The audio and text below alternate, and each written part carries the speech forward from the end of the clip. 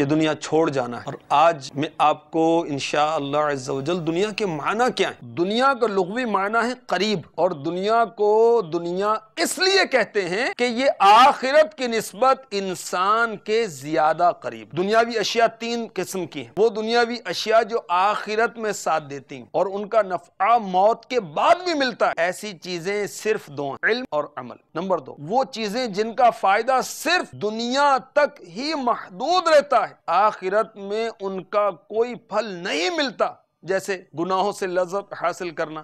تین، وہ اشیاء جو نیکیوں پر مددگار ہوں، جیسے ضروری غذا، کپڑے وغیرہ۔ یہ قسم بھی محمود یعنی اچھی ہے، لیکن اگر محض دنیا کا فوری فائدہ اور لذت مقصود ہو تو اب یہ دنیا مذموم یعنی قابل مذمت کہلائے گی۔ دلا غافل نہ ہو یکدم یہ دنیا چھوڑ جانا ہے، دلا غافل نہ ہو یکدم یہ دنیا چھوڑ جانا ہے، بغیچے چھوڑ کر خالی زمین اندر سمانا ہے۔